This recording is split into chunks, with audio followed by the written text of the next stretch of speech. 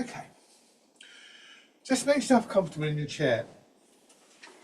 What we're looking to be able to get to eventually, is to be able to sit upright without straining. Obviously, there are degrees of this. It's going to vary from day to day, in my experience. But the ideal posture is to be a little bit forwards on your chair, with about a third of your weight in your feet, so you're slightly angled forwards. If you try that, but you find your back does start to ache, just sit back and rest. It's not worth straining in your back. And always remember that when we look at details of posture, it's going to take time to sort of grow into those, so nothing should be forced. Try and understand why we're doing a particular posture in a particular way. And part of the benefit of working with posture isn't just physical, which is, I mean, there's obviously that's important, but because actually paying attention to our bodies in that way is a really good way of bringing our attention in and giving our attention somewhere to settle. So the effect on the mind and on the art as a whole is that it starts to cultivate this inner sense of quietness, of stillness, that is very much a part of the movement. So we're looking for a supported posture, one which is going to allow movement downwards and upwards and forwards and backwards through the body with as little restriction as possible. And one of the principal movements that we're concerned with in the first instance is the pull of gravity. This is one of the reasons why we're slightly forwards here. So if I'm sitting right back with most of my weight back in my hips, there's a slight feeling of being pulled backwards. I'm kind of overhanging slightly. Whereas if I do angle forwards, now I can feel that my feet and my legs are actually supporting me. So this is different to the standing posture. In as much as in the standing posture we look for a proper upright quality, but it's done for the same reasons as that standing posture.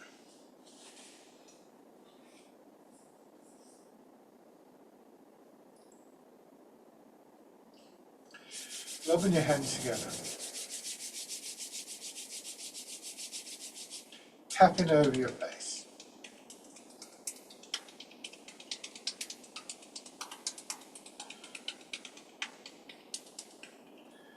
Over your head and neck.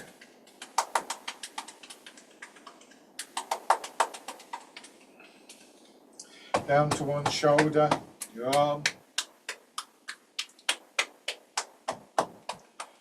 The other side. And the upper part of your chest.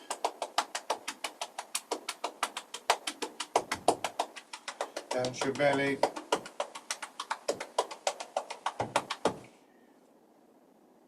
And your legs.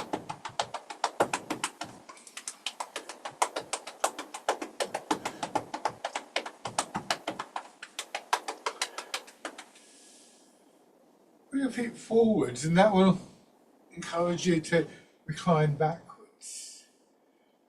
This is a good posture for getting to the feel for one of the really essential principles that we try and sit and to stand and to move with, which is rooting down.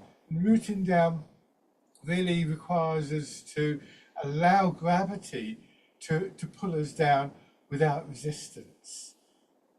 So try, when we're in the chair, for instance, if you were to lift your shoulders up and then drop them down, you'd probably feel yourself sit back in the chair a little more heavily.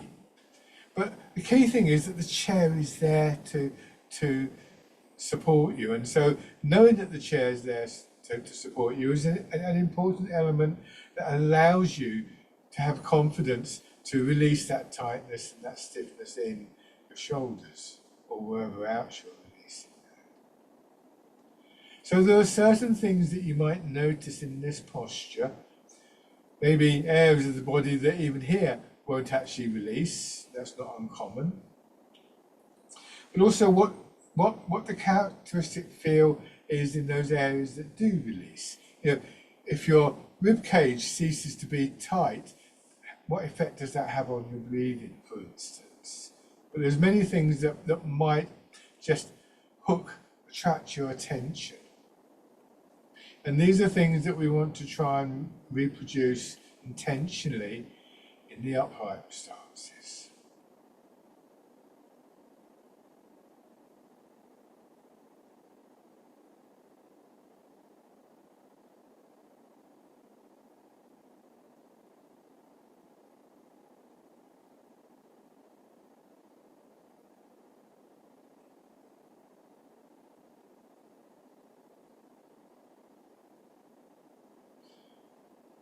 Now, with those sort of feelings, sensations in the front of your mind, come back up to the upright position and just have the intention that you're going to try and reproduce those. And then where that doesn't work, try and work out, if say, going back to the ribs are still tight, shoulders are still tight.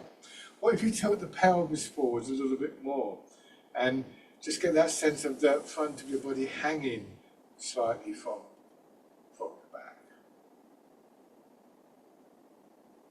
Still that stronger feeling of your center of gravity dropping. So in your feet, soles of your feet, in your legs, and in lower back, hips and buttocks, quite a sort of full feeling.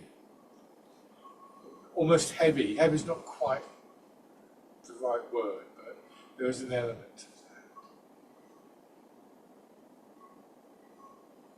that. Your upper body resting on that foundation of the lower body, particularly your hips, of course, but also your feet, is also able to release some tightness. And just as in the chair, when we did that, we were able to be perhaps a bit more aware of the chair. We could feel our weight dropping into the chair. So we can here feel our weight dropping downwards, but also inwards to things like the rib cage, the skeleton, so that we become aware that there's a way in which we're supported, not just by the chair and from outside, but from within the body as well. As we begin to move, there's the possibility of disrupting that. As soon as you introduce a notion of change, you may tense up or whatever, but gradually we want that released quality, that softer quality to pervade the movement. And so there's an intention, a background intention to have those sort of qualities developing in the body and developing through the movement. Starting as always with different joints and parts of the body to just loosen them up a little bit, gently turning your head from side to side.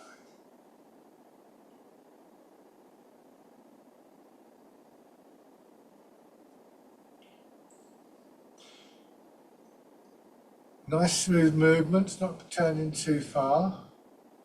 And aware that as we release tightness in the body, it creates space, or allows space for movement.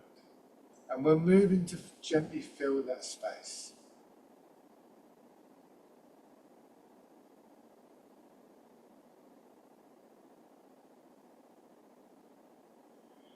Hands in front of your shoulders. Circle your elbows back.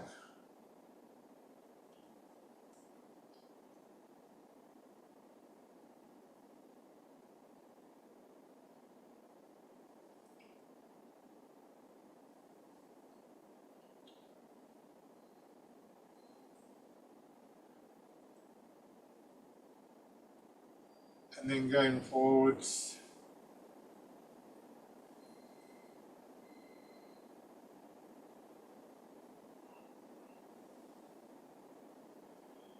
Hands down to your sides.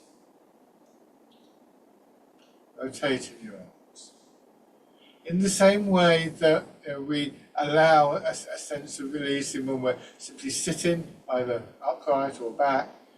So as we encounter resistance to the movement, we try and apply the same aspect, try and apply the same process, just releasing and letting go.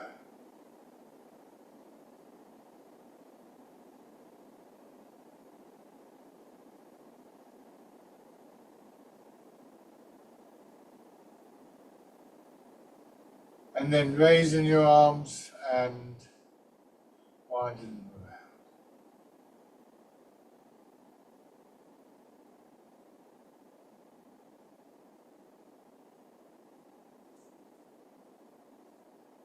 Back the other way.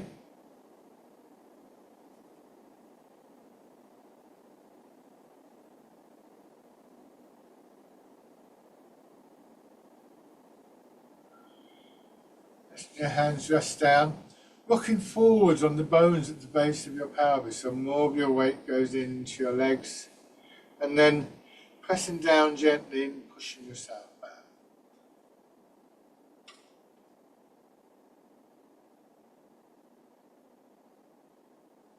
If as you go forwards, you meet a barrier of some kind, maybe not uncommon, but a tightness in your lower back, sort of resisting the movement, then you could either just stop at that point and come back, and in time the movement itself will start to release that, or you could actively and intentionally look for that feeling of softening, releasing, however you understand it, letting go at that point. Depends what's appropriate for you. So sometimes I might be here, just get the feeling of releasing in back and spine, and I can go a bit further.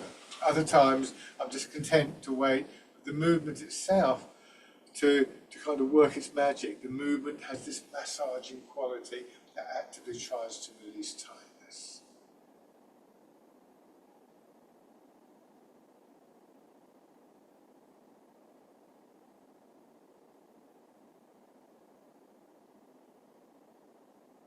One more time, going straight forwards.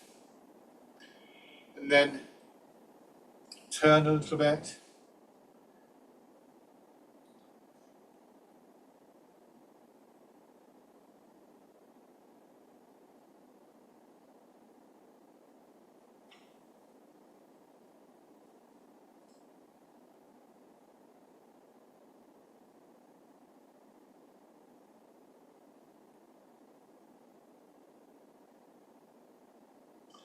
And in the other direction.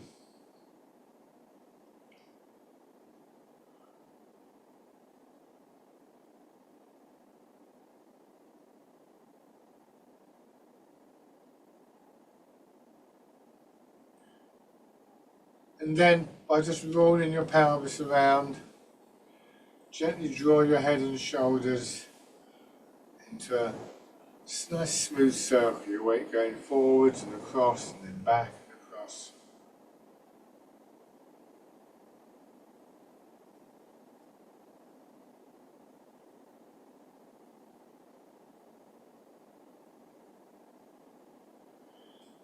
And change direction. That smooth feeling of movement in your back and spine. Excuse me.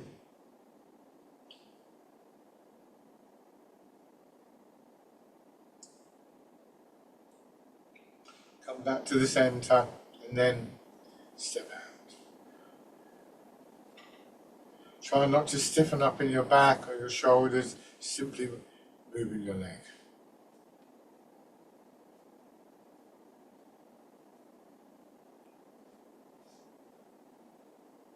The other side.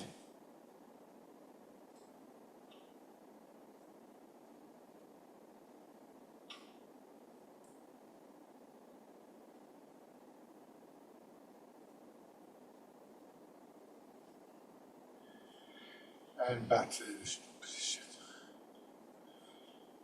Those are the essential components that we combine in different ways with the later exercises that we're now about to go into. So all of those things, the rooting down, the softening, releasing, the transfer of your weight, connections through your body, are just taken to the back of your attention a little bit. They're still there, you're still aware of them, but they're not necessarily the kind of primary focus. They're there to facilitate them. So now, hands down to your sides, turning palm forwards again, and easy forwards. Rotating your arms, this is bird folds its wings. So if we practice like this, those essential components, those active ingredients of the art, become more long-standing, and eventually we start to realize that we're employing them in our daily lives.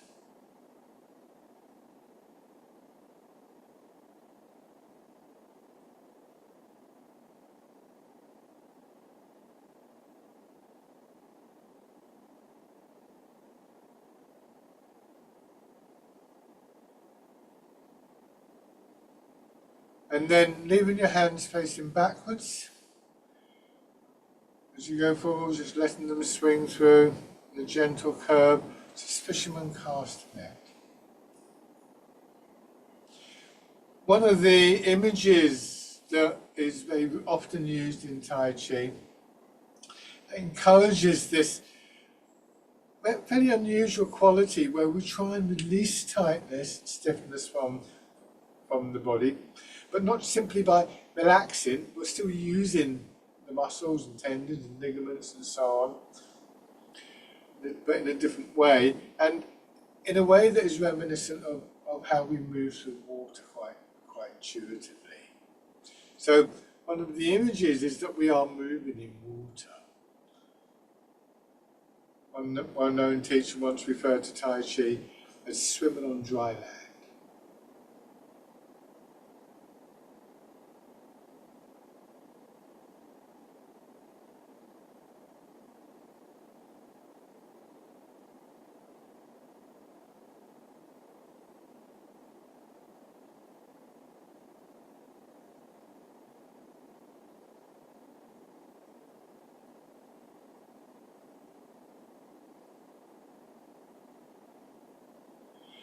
This time, leaving your arms out in front as you push yourself back, and so that brings your arms up. So there's a ball underneath your arms that was just rolling in towards your chest, and then dropping down and again. So you're not lifting your arms, you're pulling on your arms.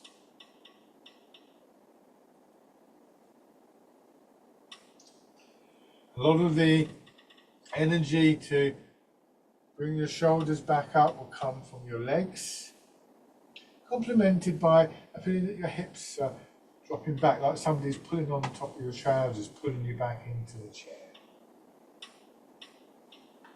This should be sufficient to start the movement, and then gradually becoming aware there's rise and expanding movement like a wave coming up through the body as you come back, and that too offering energy to the raising of your arms.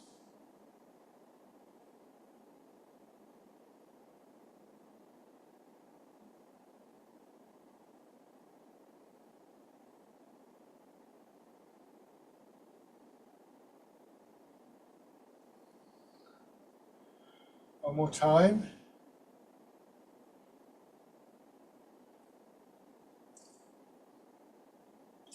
Your hands drop down again. Come forwards and push yourself back. And as your arms come up this time, turn them palm in and let the movement push your elbows out, separating your hands, and then pressing together as you go forwards. Pigeon spreads its wings. As though you had one of those big blue balls that you get in gyms in between your arms. Here you're letting the ball expand, but here you're pressing inwards again.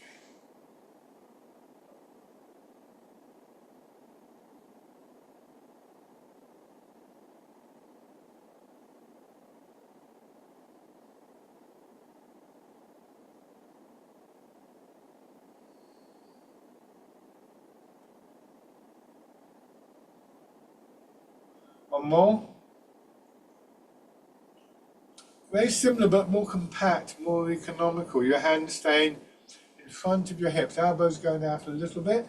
Push and wave, your arms gently curving up. And again, we're not trying to lift our arms. This is the shape that the arm makes. And as we go forwards, it's like your elbow gets pushed forwards, so there's a natural curvature upwards. Don't lift your hands and try and push from the tight shoulders.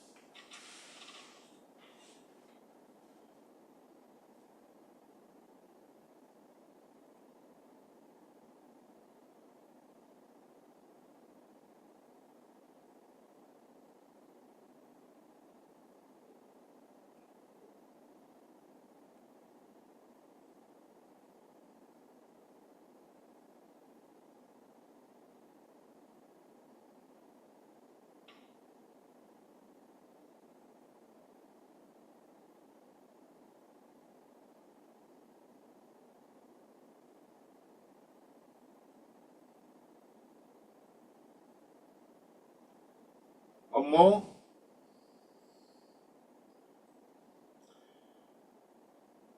And this time, don't let your elbows go out, just bring them back until they're just in front of your hips. Roll your fingers into a hollow fist. Should be a space down there. Palms are up, go forwards, and rotate your arms. Punch with both fists. And like two strings being wound up and then released.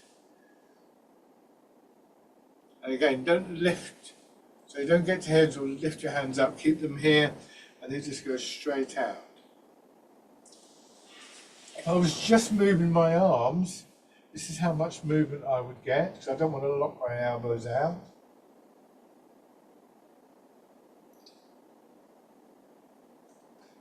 But if I start the movement by moving my weight forwards and then rotate and extend my arms, look how much further they go.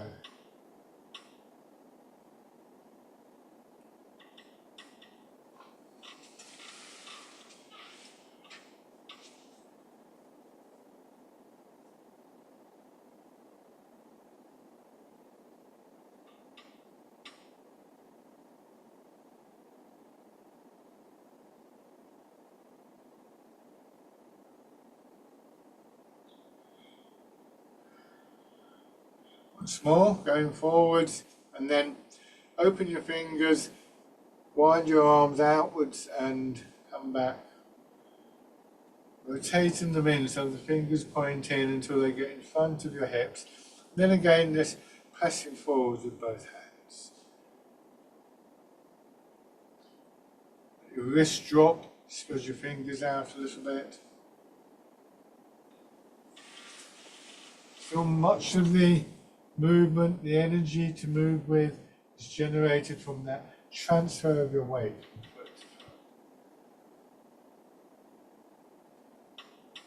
So I can't do it very well because of the back of the chair. Space to front.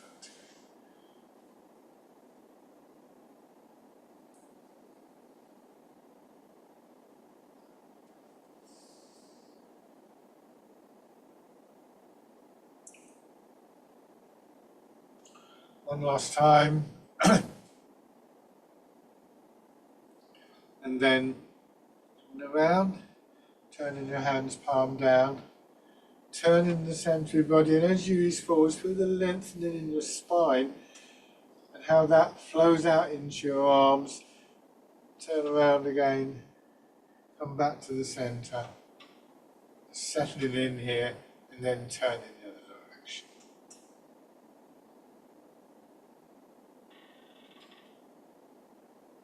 Polishing the table.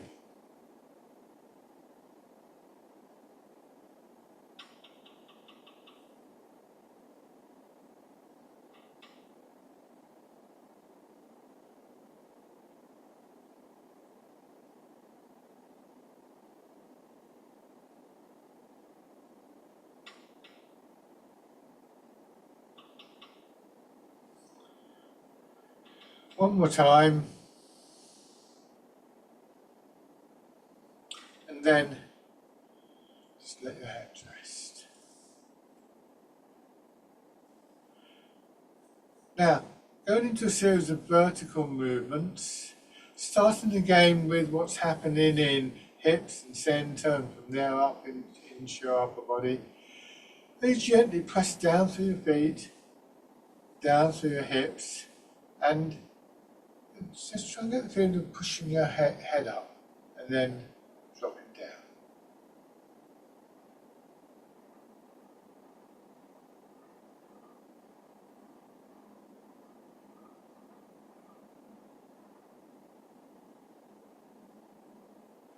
And look for this feeling of just, it says I'm exaggerating here, but watch how my head goes up and down. My back lengthening as a result of the push through my feet and hips. Almost like I'm about to stand up.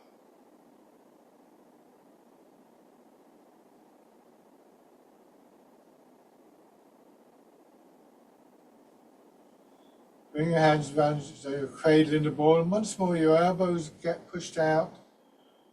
Bring your hands up with the ball, turn them over, feel that contraction through your back, helping you to press the ball down, and then expand it up.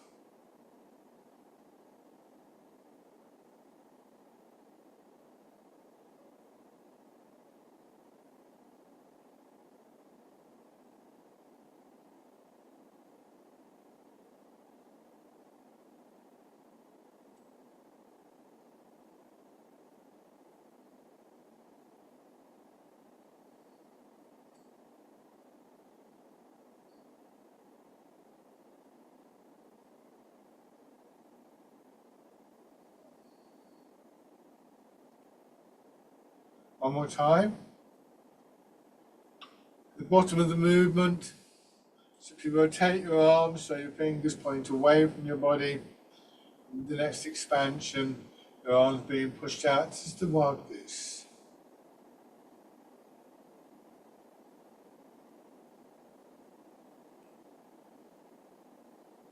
Remember, trying to engage your legs and your hips with a gentle push down from this point. Cause an expansive movement up through your upper body.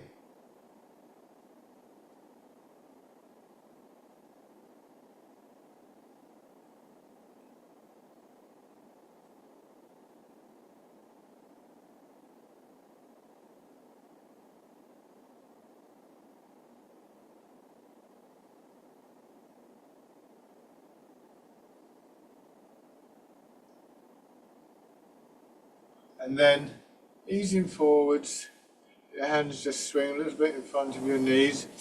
Sit back into your hips and then push up for parting the clouds.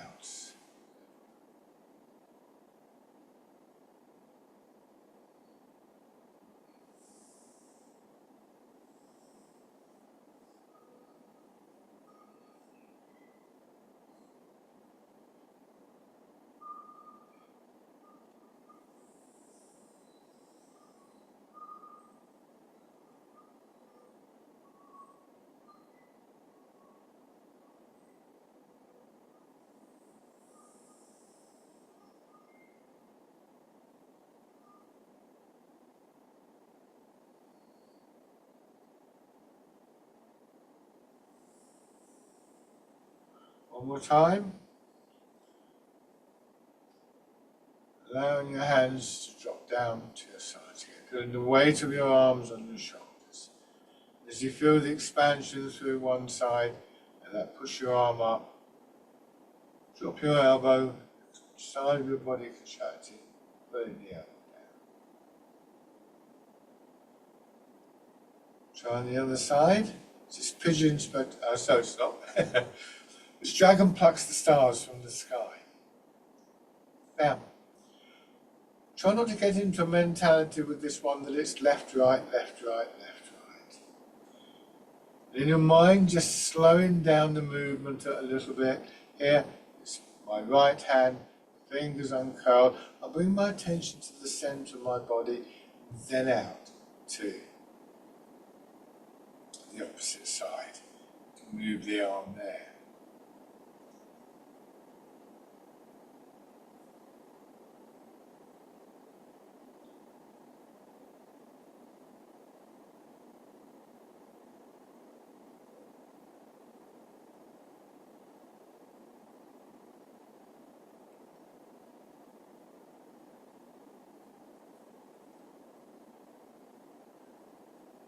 Do one more on each side after this. Take your time. So the order of your thoughts here is that you're watching the hand drop down, waiting until you feel the weight of your arm on your shoulder, bring your attention to the center of your body. Then the opposite side, expanding, contracting, your attention pass through the center. Just one more round on each side.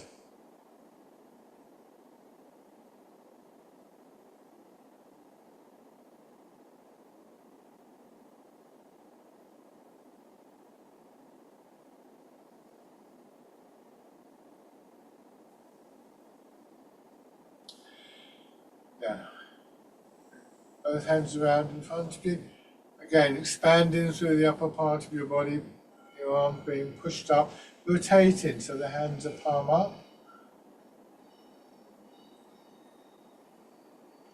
And next time, drop your elbows so the hands press palm out to the sides.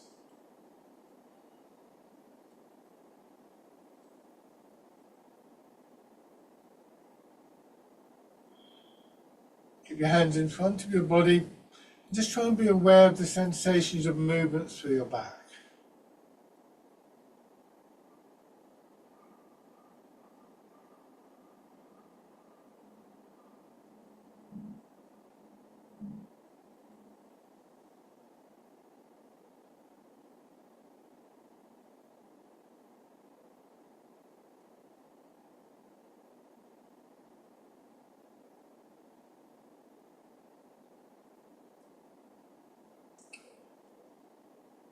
Next time we're going to add two movements in the middle. One movement really, it all comes from the center of your body. Just we do it in two different directions. So now, as you push out, turn just a little bit to one side. Notice how that redirects your arms for you. Turn back to the front as you bring your hands in. The same thing in the opposite direction. The body expanding and then contracting. And then facing forwards, push out sideways. So we have pushing in four directions.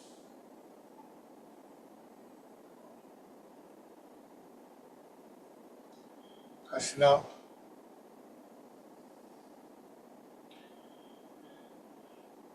Turning as you push out. Second direction. Third direction is turning the other way. Finally, it's a sideways push without the turn.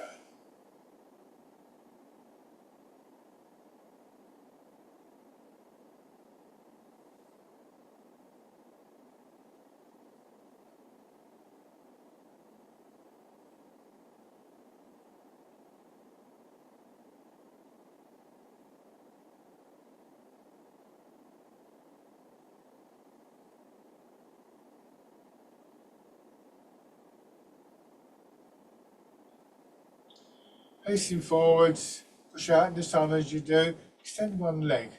The knee just a little bit bent, your heel on the floor. Turn your hands palm up. Ease forwards as though you're shoveling something up in your arms. And then pull back. Just scooping the sea and looking at the sky. Just very gently with your back and spine.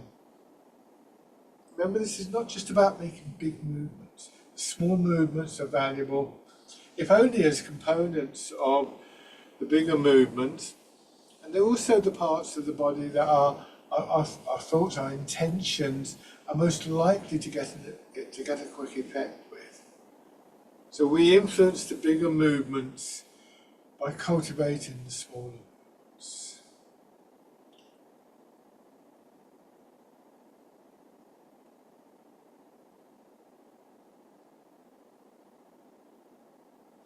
And then, again, a hollow fist, both hands, go forwards, this time your head angling upwards, drawing your arms over, just grasping the tiger's ears.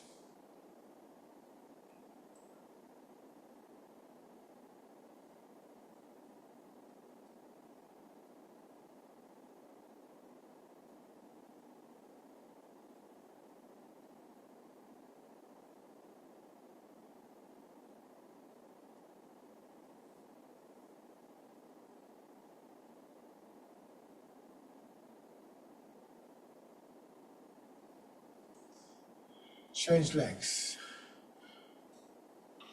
Extend the opposite leg and starting again with scooping the sea, looking at the sky. Notice the movement in your pelvis.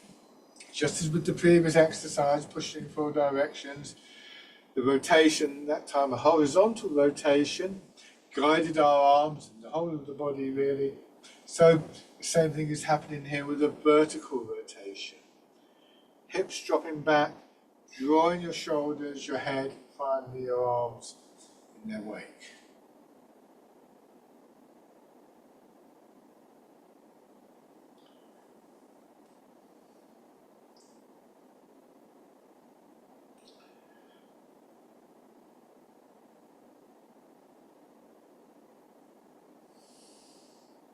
And then grasping the tiger's ears.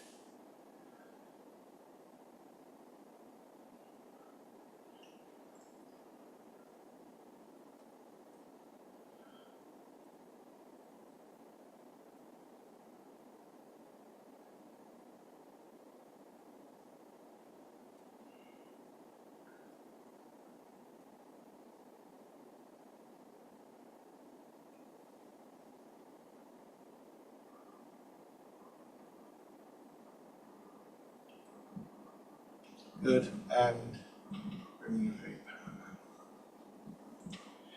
Once again, just sitting and coming back to reflecting on this posture after doing some of the movements that the posture leads us into.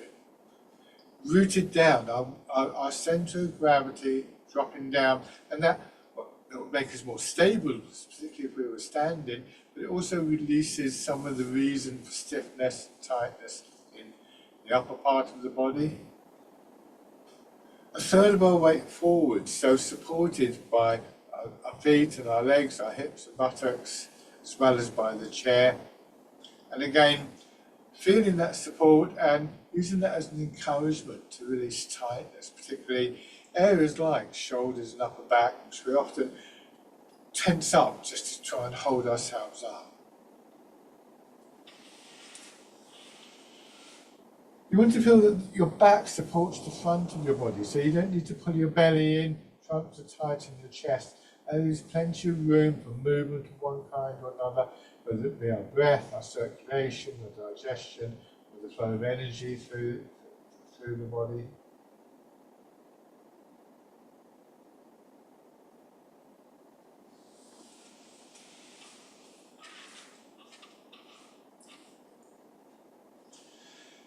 And as you begin to lose some of that tightness and that stiffness, an increasing sense of that stronger quality within your body, the bones of your legs, pelvis, spine and ribs, being very much a key part, only a part, but a key part of this sense of inner strength. The fact that something is there that continues to support us when we no longer hold, say, our shoulders stiff. A part of what enables your head to come up is this feeling of your hips dropping back. Remember I said about this feeling about being pulled back into the chair. It's like, we call it sitting. We sit into the hips, we sit into the ground. And if you go to sit down in a chair, you drop your bottom down and then just roll back like this until you found the back of the chair. So it would be something like this. I go to sit down, I drop down, I go back and I ease back in to the chair. This time, as I get to that more upright position, I get the same sense of easing into that inner structure. And once again, give yourself a few moments just to note the qualities, however you label them, experience them, because they're things that we want to try and bring into our standing postures.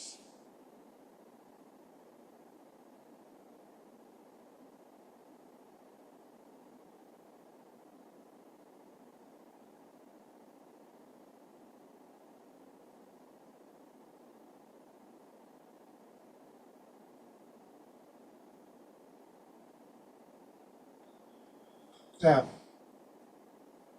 once again, just rubbing your hands together and tapping over your face.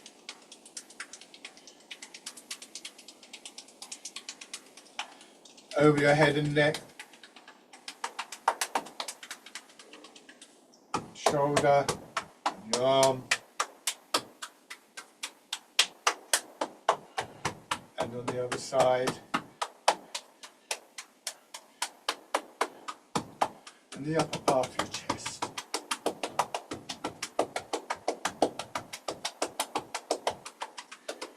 Your belly. And your legs.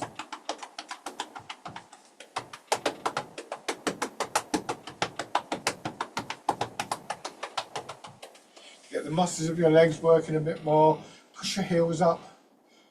Then lower down, so it's sort of pumping the legs.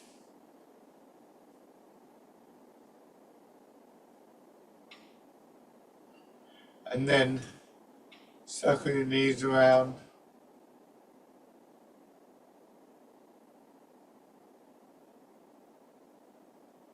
And back the other way.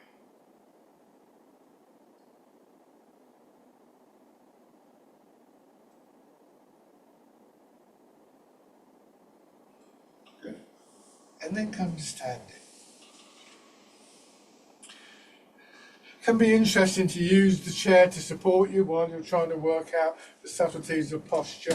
I'm going to move mine out of the way so I don't keep bumping into it, but sometimes in my practice I will use a chair or something to support me while I'm trying to understand something. Just as we would locate where the chair is when we go to sit in it, we rarely just walk around without looking, drop down into a chair. We may move it around or just notice where it is in space. So once again, we want to have a sense of what's supporting us. So obviously our legs are supporting us. That's more obvious in a way than it is in the chair, the ground supporting us. Once again, we want that feeling of our back supporting the front of the body. So see if you can just recall some of those qualities of, the releasing feeling in your ribs and chest, for instance, that you experienced in the chair. And once again, this sense of something within your body. A good starting point for that is to recognise the role of your skeleton. So you could, for instance, do something similar to what we did in the chair. Lift your shoulders up and just let them drop down like that. And effectively, they fall into the rib cage. When we do that, we say the hips. And here you might need to hold on to something because you can get a bit wobbly, it's a bit sudden. But just allowing your hips to drop like that. And it's as though the upper body drops into the pelvis. The pelvis drops into the floor. There is more involved than just the skeleton, but the skeleton is very much a part of this inner structure, this inner strength. Recognising that can start to give us a sense of confidence. The confidence to, say, for instance, releasing our hips. Because when we do this, whether we do it quickly or slowly, we allow our centre of gravity to drop. And this is the root. This is the thing that gives Tai Chi its deserved reputation for helping us to maintain balance and stability. So, starting with that releasing feeling in your hips and lower back, just let your hips drop down. Bring the hands around as though you're cradling the ball and pushing up. From this position, releasing in your hips and let that draw you down into the ground again. And then just feel the springiness in your legs pushing you up. This is rooting down.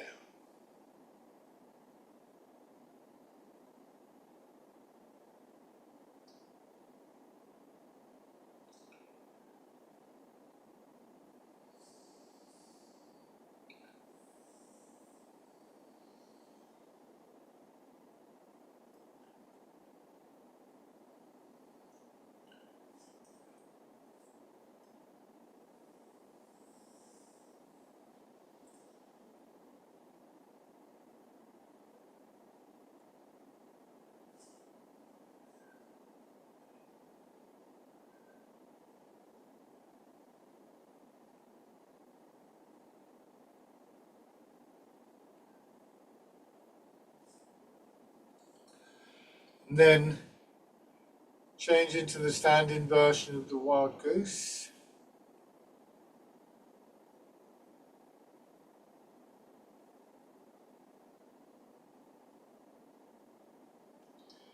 As we become more confident in the support, these natural support mechanisms that our body has, so we're more likely to release tightness and stiffness, the big muscles and tendons and ligaments, and that allows the flow of the movement to come through.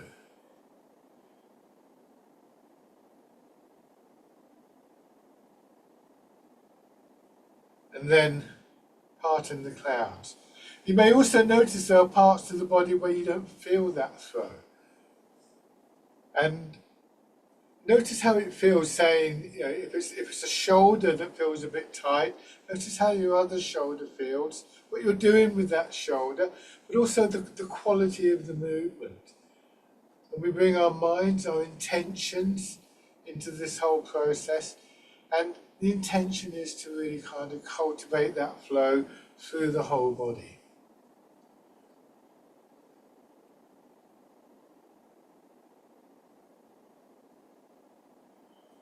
One more time.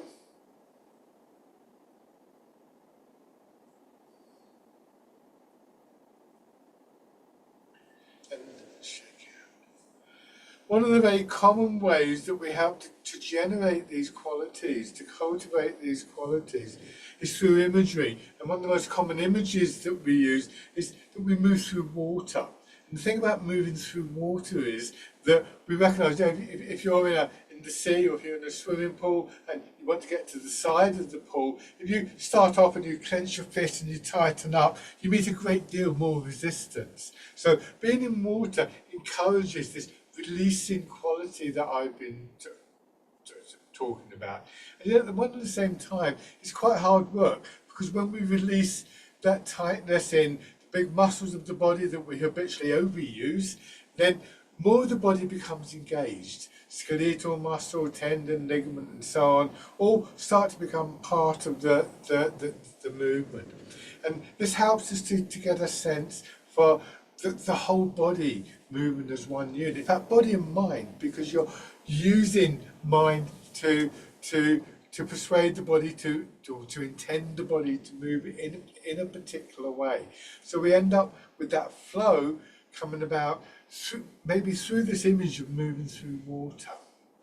Now, keeping your feet below your hips, or in line with your hips, turn one foot out, step forward with the other foot. And now just begin to transfer your weight, this time from foot to foot. And again, you can use that image of moving through water. So we begin to really appreciate how significant the focusing of our attention is. It's our intention to move in a certain way. It's our awareness of posture and structure that we can begin to use to work creatively with posture and structure. It's that focus of attention that allows us to create and maintain images that are useful to us. So this is a moving meditation. And there's benefits both for body and energy and for mind as well, because it's that closeness of attention is one of the things that really helps to cultivate this quieter, calmer quality of mind.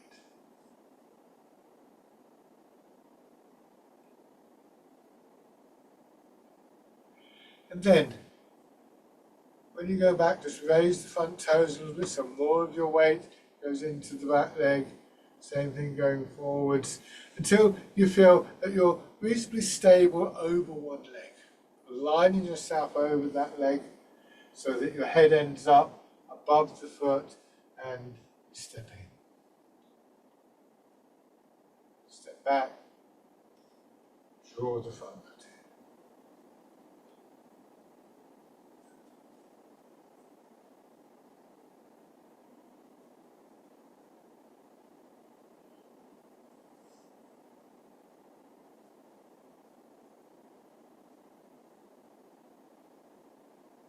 Good, and then on the other side,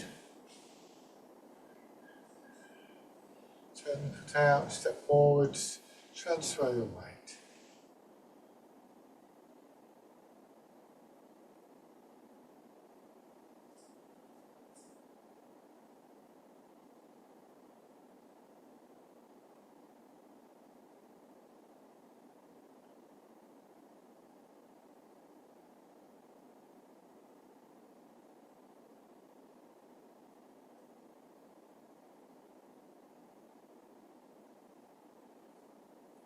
And then raising your toes and your heel.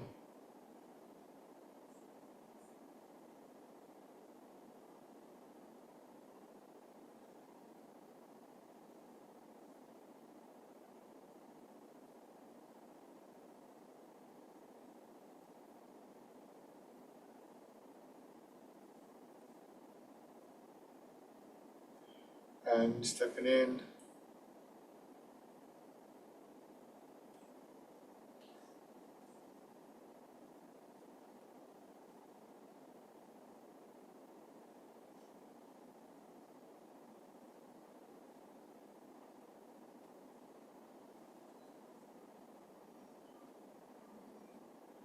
And then just either forwards or backwards, take a few steps through.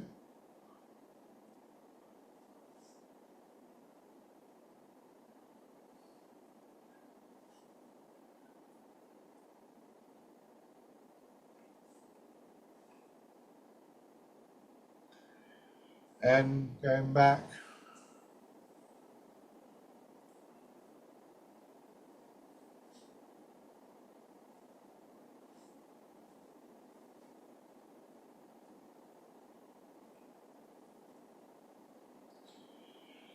Good. Have your right foot forwards. Sink your weight into your back foot. Go forwards, drawing your arms through, just doing a few rounds of fisherman castanet to establish again that sort of flow of movement through your body, your feet, to your fingers.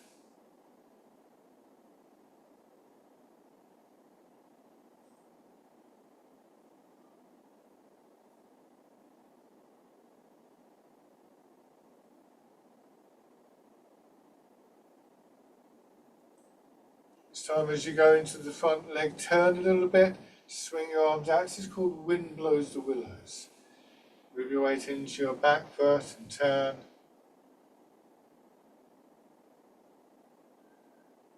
Once again, using the centre of your body to guide your arms.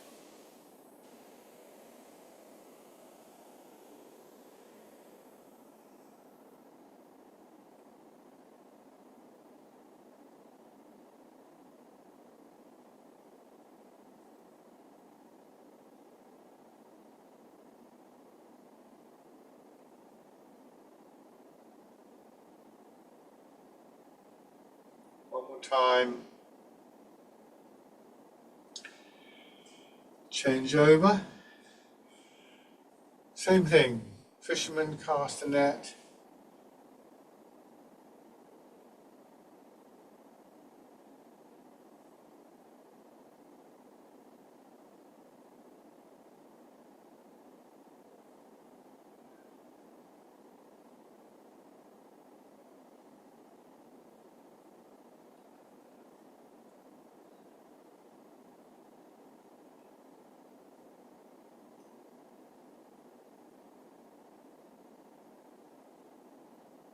Wind blows the willows.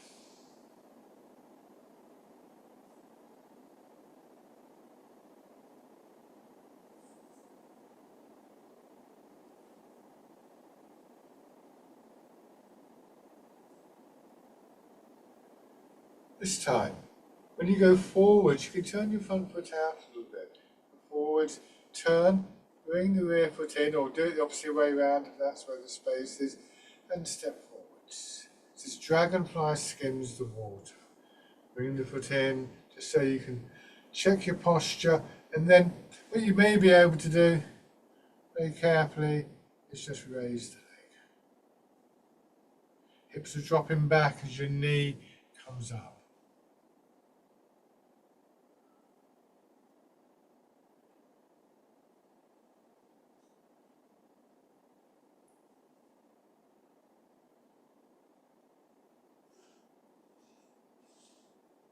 I'm going to change direction.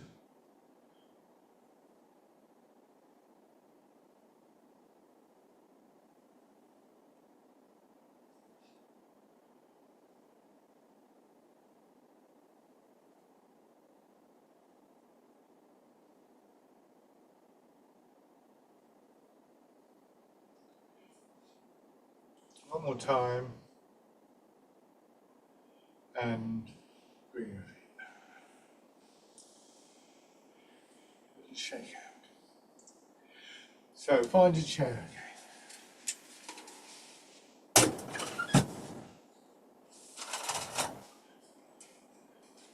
Go back to sitting.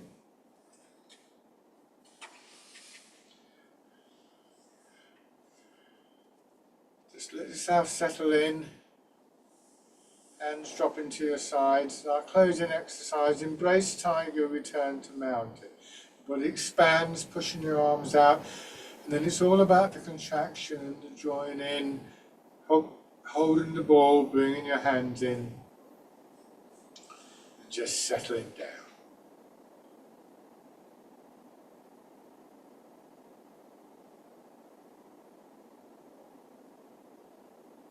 Releasing in hips, shoulders, elbows.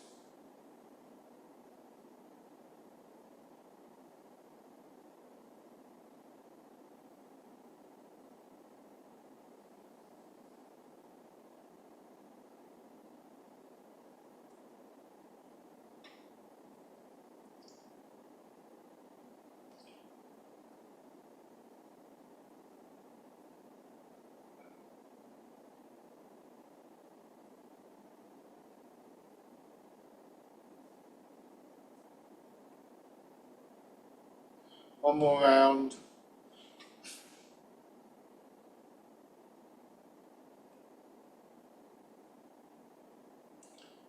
And rest.